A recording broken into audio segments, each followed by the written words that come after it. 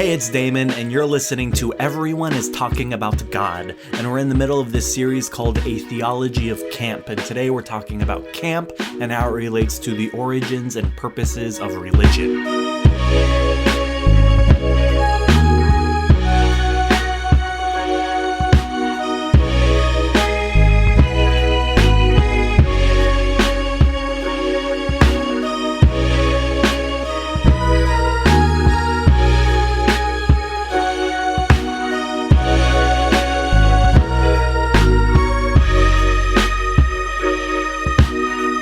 What's up? Welcome back. It's your host Damon, and we're in part 3 of this series, A Theology of Camp. And if you haven't listened to the previous 2 parts, I strongly advise you to do so, because it might be a little bit confusing if you're just hopping in the middle. It's like, I don't know, starting Game of Thrones this season? I don't know. I never watched Game of Thrones. I just assume.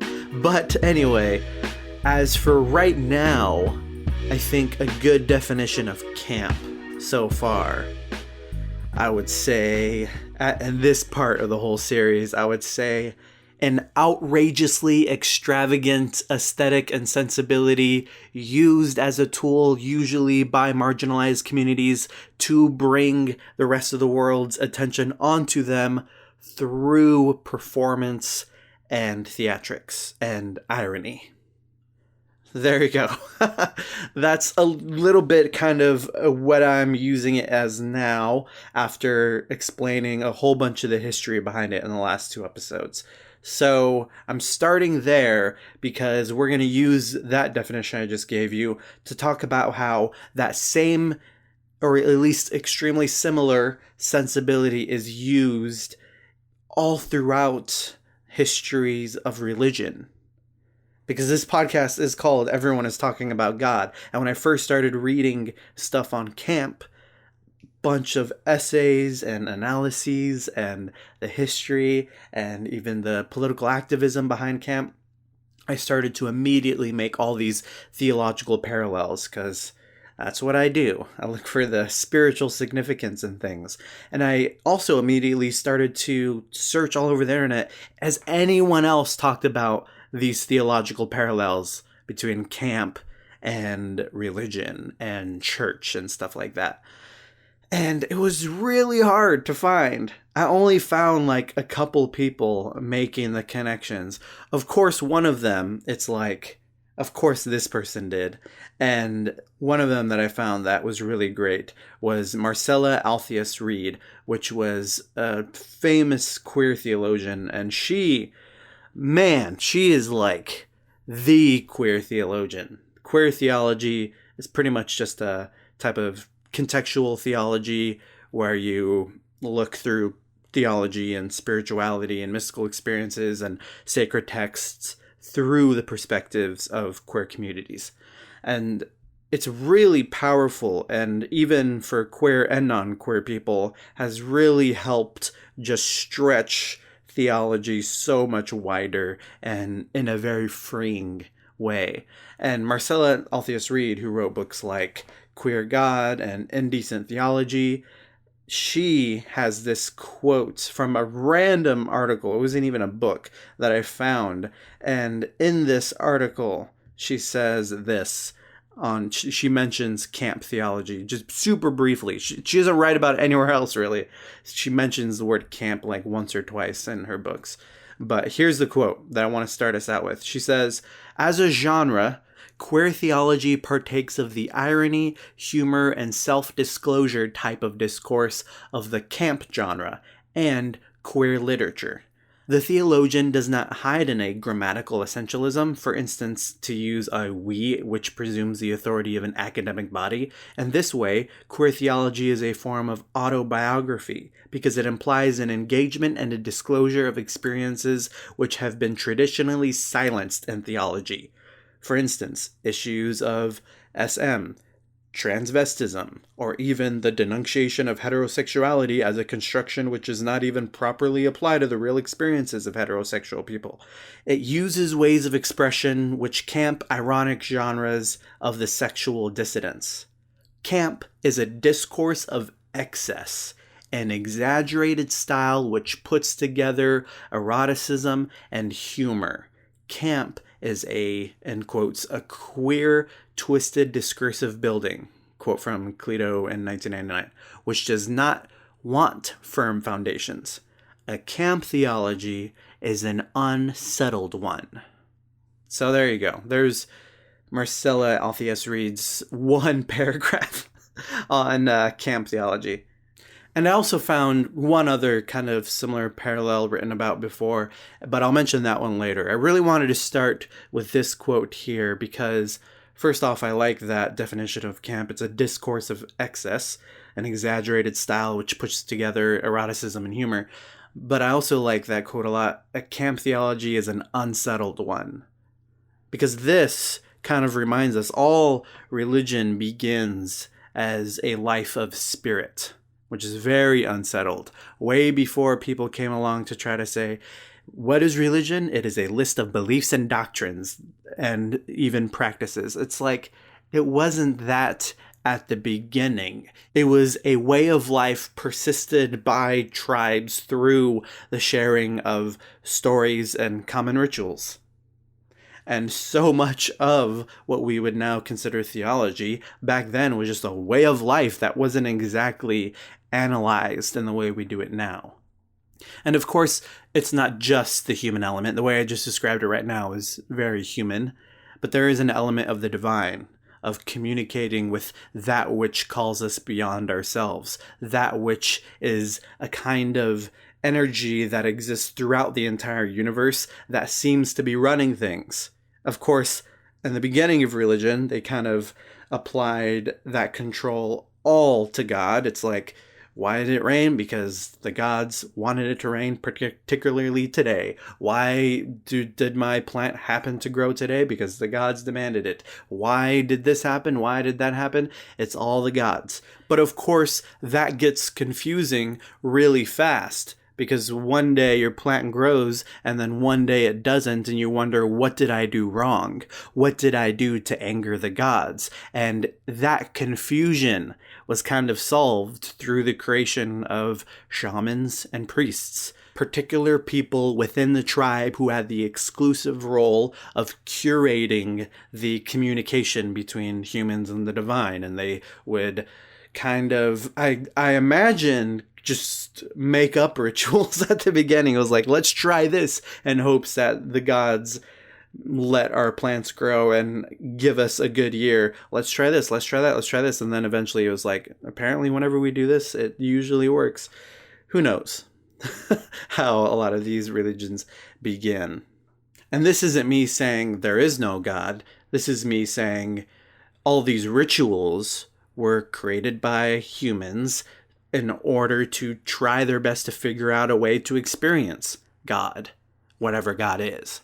But I think it's extremely important to notice, in pretty much all religions, when this God does make itself known, it is usually manifested through the outrageous, not the beautiful. Also, in several religious traditions, usually that which is manifested through the beautiful is usually evil trying to disguise itself. And an example of God being manifest through the outrageous that I want to start with comes from Ezekiel chapter 1. Ezekiel is a book from the Hebrew Bible. And remember, this was a Jewish story before it was a Christian story. Okay? So it's going to be a little bit before we get to the Christian stuff. So I'm beginning with some Jewish stuff. So let me read to you this passage from the first chapter of Ezekiel, where, first off, the whole book of Ezekiel is God communicating to the prophet Ezekiel about the people of Israel, how they've lost their way and turned from God to other gods and are living unjustly and unrighteously. Now, when you first hear that, you may think, oh my goodness, this obsessive, OCD, moralistic God trying to get everybody to be perfect. Is that what you're talking about? No. Remember, the Israelites, their classic example of their experience with this God that they're always telling each other to remember is this God freeing them from slavery out of Egypt. And when he frees them from Egypt, he takes them to Mount Sinai, where he gives them a new law and ways of living life and says, you are to be my people, a people that is unique because you are going to be a tribe that exists for the purpose of blessing all the other tribes, a family that blesses all the other families, a nation that blesses all the other nations. And here is a whole bunch of laws that will help you do that, and to also ensure that you do not become like Egypt that I just freed you from, just another oppressive empire. And you're going to really want to, as you're looking at all the other kingdoms around you with their own gods who seem to encourage them to be oppressive empires, don't do it.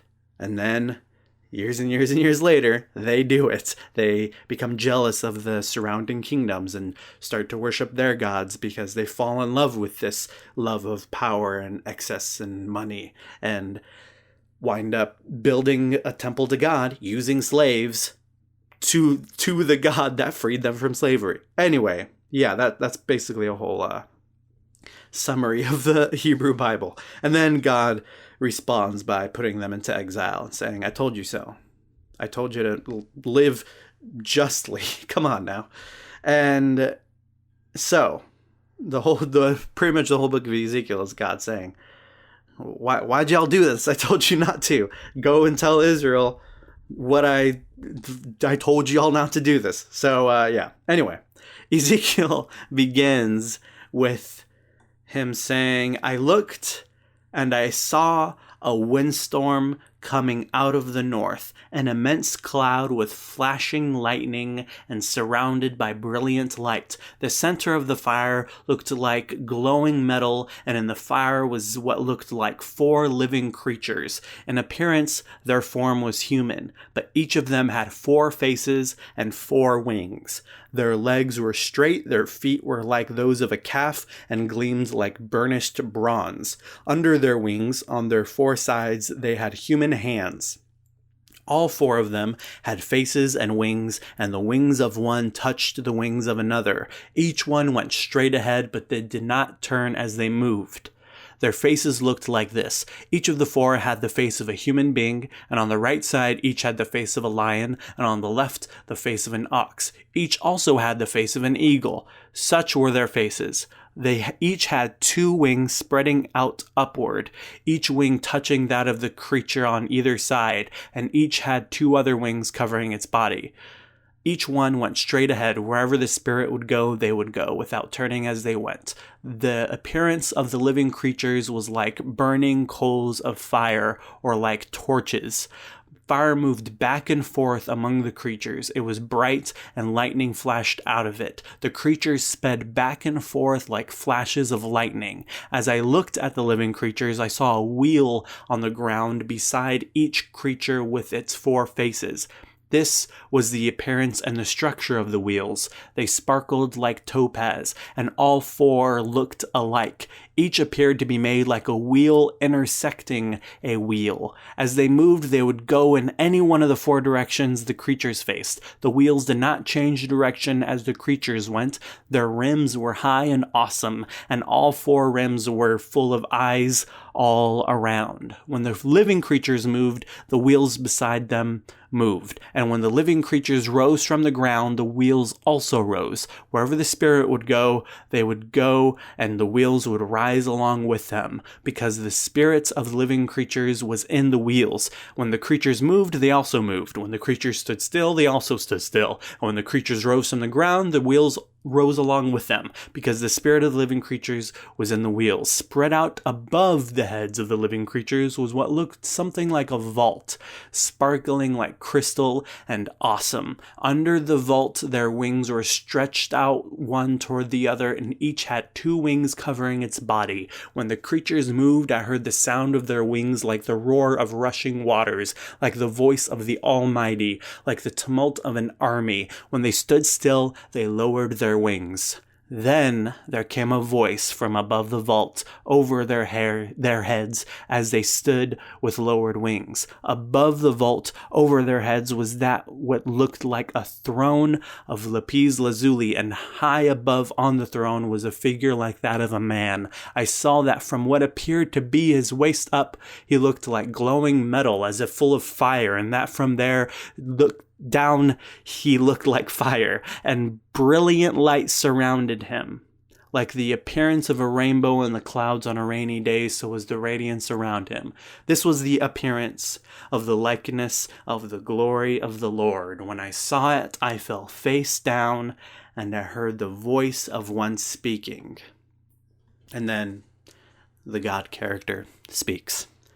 And that's how it begins. Now, I know that was quite long, but first off, most kind of interpret this story as God introduces God's self to Ezekiel through the appearance of, I guess, angels, or as Ezekiel calls them, living creatures. But this is super scary, man. Like, this is wild and ridiculous. Like, these creatures with 4 heads and multiple arms, and then these wheels within wheels that have eyes all over them, which is also what I thought about, by the way, when I saw Ezra Miller's outfit at the Met Gala. He had eyes all over his face. I immediately thought back to these living creatures in the Bible with eyes all over them. This is a wild little part in the Bible that... First off, by the way, people have several interpretations of what the hell this guy saw. One, several people read this and think, oh, he's obviously having an encounter with aliens, right? Aliens from another planet. There's wheels within wheels, like UFOs, and creatures who are shaped differently, like they're from another planet. Plenty of people think whenever someone encountered God in history, or thought it was God, it was just aliens. I think that explanation is a little too easy, but others just assume, oh, of course this guy got a hold of some sort of plant that gave him a psychedelic experience, which is also likely. But whether it was a vision or a plant or something else, I think it's very interesting that it is through these outrageous, not beautiful creatures that he experiences this God. That's his vision. And it seems multiple religions, when they talk about someone having an encounter with the divine, it is through something that is quite outrageous and kind of scary looking, and not beautiful, but actually something that is so ridiculously outrageous and extravagant and exaggerated and unlike anything we had seen, because it's trying to get their attention. I also think of the Hindu gods. All those gods also look quite wild, and some people think that Hinduism is a kind of, a polytheistic religion. Polytheism, which is there's several gods all equal to each other, but it's actually more of henotheism, which is there's one ultimate god, and then there are other gods that exist that are lesser. But even that is kind of not exactly Hinduism. Hinduism really believes that there is one singular god, creator god, called the Brahma, and all these other gods are manifestations of this god. And also Vishnu, the way they talk about Vishnu is similar. It's like Vishnu decides to manifest himself through these different appearances in humanity throughout history. And there's 10 manifestations or avatars of Vishnu that is talked about throughout history. 9 they can point to in times of history, even though the 9th one is debated and they're waiting for the 10th one. And it's interesting when you look at the first few of these, It's like he first manifests as a fish, and then he manifests later in history as a giant tortoise, and then later manifests as a boar, and then later manifests as a half man, half lion, and then later as a dwarf, and then later as a warrior with an axe, which at that point it's like all these animals, and now you're just going to manifest as an angry guy?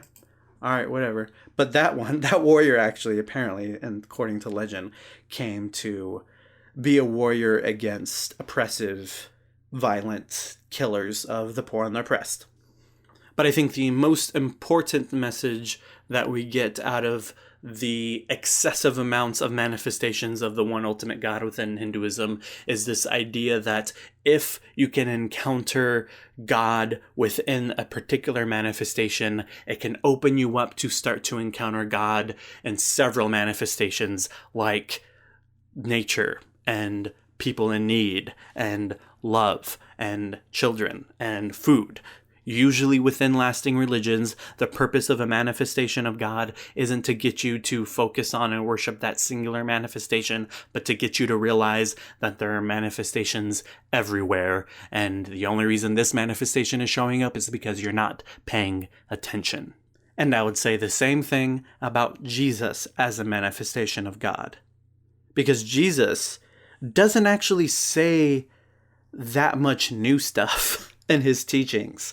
A lot of what he says was already said in the Hebrew Bible, but he's coming to the Jews to remind them, hey, remember your original calling that God had over our nation, to be a nation that blesses all the other nations and to live a life of love and justice and righteousness?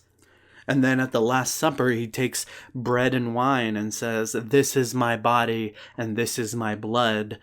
Do this, eat this, consume this in remembrance of me. Kind of like, see a manifestation of God that I exposed you to everywhere now.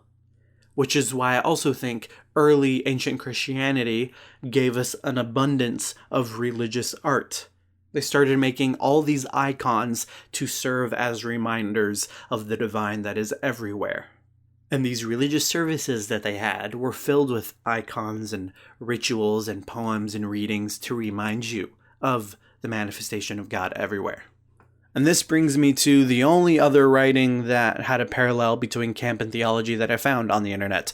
And it's from this book called Recruiting Young Love, How Christians Talk About Homosexuality by Mark D. Jordan. I'm not really sure what the whole book is about, but there's this little paragraph in there that I got to read to you guys. And he also mentions the word liturgy in here. And the word liturgy simply means the work of the people, which started within the church. And really it's just like the rituals that they do within the church. Anyway, here's the paragraph I found. He says, it is hard to camp liturgy because liturgy is already a camp performance, an improbable mimicry of divine persons and actions. Or it is easy for camp liturgy to become liturgy simply. A man in a discarded habit pronounces a blessing over the dying. Is that not a blessing? Or he cradles an emancipated body like Mary in the Pieta. How is that not a religious icon, especially in a post-Christian society? Now, I would say one of the original intentions of all lasting religions is to bring the attention of the powerful, whether it's human or divine, onto the needs of the marginalized. And it is through rituals and services and masses and liturgy, which contain elements of performance and irony and theatrics, that religion got this done. And when religion gets mixed with people of power who oppress others, those intentions get lost and it becomes really messy and really stupid. There's a quote from Susan Sontag's essay, Notes on Camp, that I wanted to bring up that also makes me think of this stuff. She says, the whole point of camp is to dethrone the serious. Camp is playful, anti-serious. More precisely, camp involves a new, more complex relation to the serious. One can be serious about the frivolous, frivolous about the serious. And in multiple parts of the essay, I believe, she says, life is too important to take so seriously. And I very strongly believe that all religions, particularly Christianity, because I know most about Christianity, at its aesthetic core, it's extremely playful. Especially when you think about the very first Christians and calling Jesus the Son of God and the Prince of Peace. These were words used of Augustus Caesar first, way before Jesus came along, or actually a few decades before Jesus came along. The Romans called Augustus Caesar Son of God, Prince of Peace, Savior of the world, bringing a universal reign of peace and prosperity. Coins printed that had on the coin saying, "There is no other name by which one can be saved than that of Caesar." And the Christians say, actually, our guy, this poor Galilean Jew, he's the Son of God. He's the Prince of Peace. He's the Savior of the world. They turn the whole thing upside down as a way of being extremely playful and mocking the Caesars of the world. Even a common Christian phrase that comes from Jesus is, "The first will be last and the last will be first." And even Mary in the Gospel of Luke, when she receives this message that she's going to give birth to Jesus, she sings this song that we now call the Magnificat, which says, God will bring people in power off their thrones and raise the lowly. And we see again and again a way to bring attention to the lowly and the oppressed and the marginalized is through an aesthetics of performance and irony and theatrics, outrageous extravagance. Now, when it seems like the purpose of a particular religion is not to bring attention to the needs of the marginalized, but simply to bring more and more attention to the rich and powerful, that is why several people leave, even if they don't know how to word it. That seems to be an underlying sensibility that makes them feel sick if they don't get out of there. And I think let's bring it back to the history we were talking about last episode. And without saying it, we were kind of touching on the Romantic era of art in the middle of the 1800s, which is also the same era before and during the abolition of slavery. And this was another reason several people were leaving Christian churches at the time, because so many Christian churches were in full support of slavery, and several people left, and so many people left that this whole group was called the come-outers. People would write in newspapers about come-outers and say, so-and-so, who by the way is a come-outer, is blah, blah, blah, blah, blah. Walt Whitman was also a come-outer. I love Walt Whitman, by the way. And Walt Whitman, he saw the church as it began to become more and more beautiful and extravagant, and using their riches to make it more beautiful and extravagant. Wasn't using it to bring, it's like you can be extravagant, but don't be extravagant to simply flex on the poor, to simply just bring more attention to the rich and powerful. It doesn't work well. And he left, and he, very much in a huge rejection of modern day Christianity, wanted to kind of give America a new religion. And he wrote Leaves of Grass in hopes that it would be a kind of new Bible for everybody, with a new spirituality that America could adopt. And let me read you this quote that's also critiquing priests of the time that I absolutely love. He says, "Priests, until you can explain a paving stone to everyone's perfect satisfaction, priests, do not try to explain God. Until your creeds can do as much as apples and hen's eggs, let down your eyebrows a little. Until your Bibles and prayer books are able to walk like me, and until your brick and mortar can procreate as I can, I beg you, sirs, do not presume to put them above me." And I interpret that little poem there as him pretty much saying, if you can't convince the person you're talking to of the divinity inside them and around them, then don't try to convince them of the divinity from outside, from the heavens. And so a huge mission of Whitman is to bring everyone's attention to the divinity within all things. Another quote from the poem Song of Myself, he says, "Divine am I inside and out, and I make holy whatever I touch or am touched from. The scent of these armpits aroma finer than prayer. This head more than churches, Bibles, and all the creeds." And I very much see Walt Whitman's critique of Christianity something that should have been actually listened to by priests of the day. And we still can. I think plenty of Christian ministers should listen to Walt Whitman's critique of Christianity and his suggestions for solutions, because I think it's something extremely Christ-like when we actually get down into it. And Oscar Wilde actually touched more on this, saying that this way of approaching life, this type of spirituality that sees God in all things, this romantic way of approaching religion, also is seen in Jesus. And let me read you some bits from his letter, De Profundis. And this was one of the last things that Oscar Wilde wrote, and he wrote it a couple of years before he died when he was in prison for homosexuality. And man, prison letters, we have some very profound, deep, spiritual prison letters within our history. Stuff like Bonhoeffer's prison letters that people always look back at when he was in prison for going against the Nazis. And we have Martin Luther King Jr.'s prison letters, even all the way back to Paul the Apostle's prison letters. It's like when people who are deeply passionate, when they get sent to prison, they get real deep. Now let me read you, I'm going to read you a few bits from this letter. So let's start with this. He says, "Religion does not help me. The faith that others give to what is unseen, I give to what one can touch and look at. My gods dwell in temples made with hands, and within the circle of actual experience is my creed, made perfect and complete. Too complete it may be, for like many or all of those who have placed their heaven in this earth, I have found it in not merely the beauty of heaven, but the horror of hell also. When I think about religion at all, I feel as if I would like to found an order for those who cannot believe, the confraternity of the faithless, one might call it, where on an altar on which no taper burned, a priest and whose heart peace had no dwelling, might celebrate with unblessed bread and a chalice empty of wine.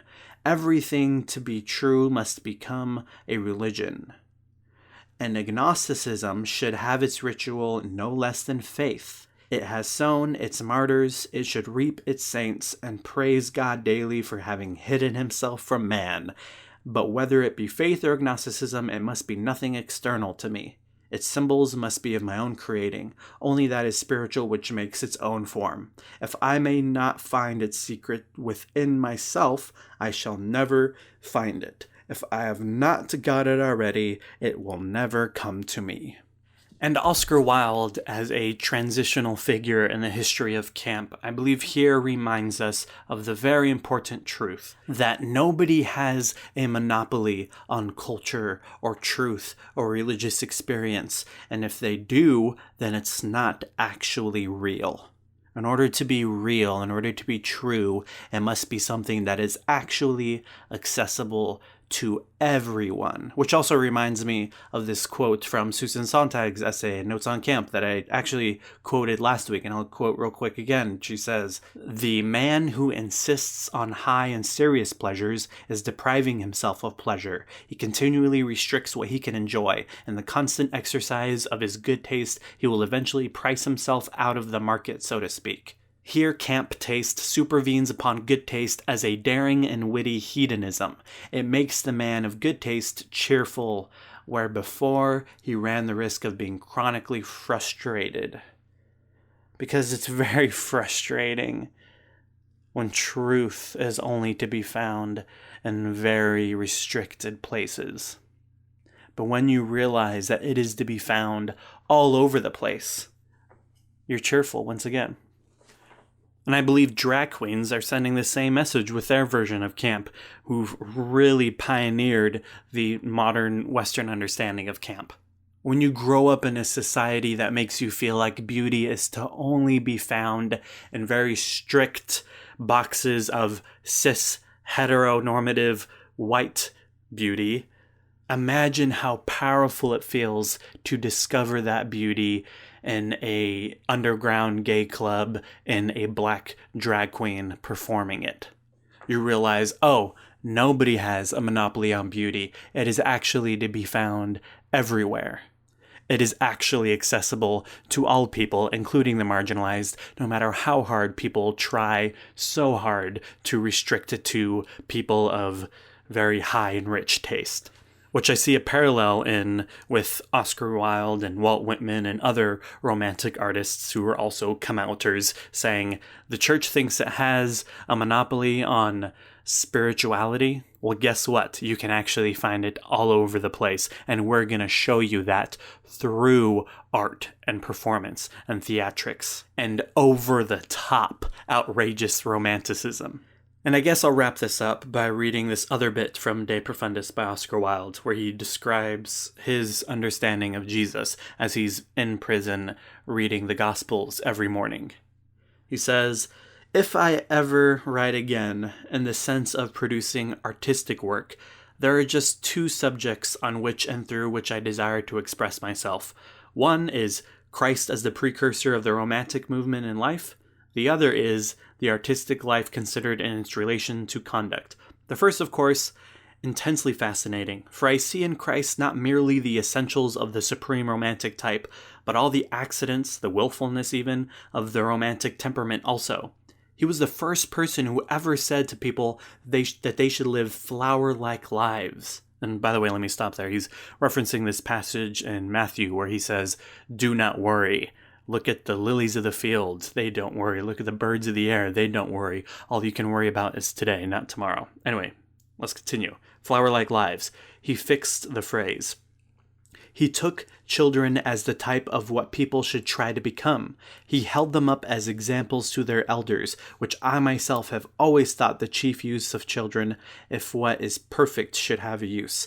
He felt that life was changeful, fluid, active, and that to allow it to be stereotyped into any form was death. He saw that people should not be too serious over material, common interests, that to be unpractical was to be a great thing, that one should not bother too much over affairs. The birds didn't, why should man? He is charming when he says, "Take no thought for the morrow. Is not the soul more than meat? Is not the body more than raiment?" A Greek might have used the latter phrase. It is full of Greek feeling, but only Christ could have said both, and so summed up life perfectly for us. And I got one more little paragraph to read here. He says, "His morality is all sympathy, just what morality should be. If the only thing that he ever said had been, 'Her sins are forgiven her because she loved much,' it would have been worthwhile dying to have said it. His justice is all poetical justice, exactly what justice should be. The beggar goes to heaven because he has been unhappy. I cannot conceive of a better reason for his being sent there. The people who work for an hour in the vineyard in the cool of the evening receive just as much reward as those who have toiled there all day long in the hot sun. Why shouldn't they? Probably no one deserved anything, or perhaps there were a different kind of people. Christ had no patience with the dull, lifeless, mechanical systems that treat people as if they were things, and so treat everybody alike. For him, there were no laws. There were exceptions merely, as if anybody or anything for that matter was like else in the world." So, a camp theology is one that is unsettled. And a camp theology remembers the romantic core of all religion and uses it to bring attention to the marginalized. It uses it to expose the world to the beauty and truth and wonder and spirit that is to be found everywhere, that is accessible to everyone. And both camp and romantic religion achieve that through performance and irony and liturgy and mimicry and theatrics, extravagant outrageousness, in order to get people's attention. Because we all need that. It's so easy to forget truths, and so badly to remember the truths that we need to remember, and needs to be exposed to us in radically outrageous, excessive ways. And that seems to be a huge purpose of religion for me, as well as a huge purpose of camp. So there you go. There's some connections between camp and religion and theology and all that. And next episode, next part of this whole series, I want to talk about how religion kind of lost a lot of this and the reasons why. And the prime blame for me is the concept of realism, which is also what killed Romanticism and art. And I think Protestants kind of used that realism to kind of kill a lot of the magic that was initially in religion. So we're going to get even deeper and talk about that next week and talk about how we can come back from it after the Protestant poison of realism. Okay, cool. I'll see you guys in the next one. Thank you so much for listening. Follow us on Instagram and Twitter at GodTalkPod. Hit me up at WhoIsDamon and let me know what you've been thinking about this series. All right, I'll see you in the next episode. Okay, bye-bye.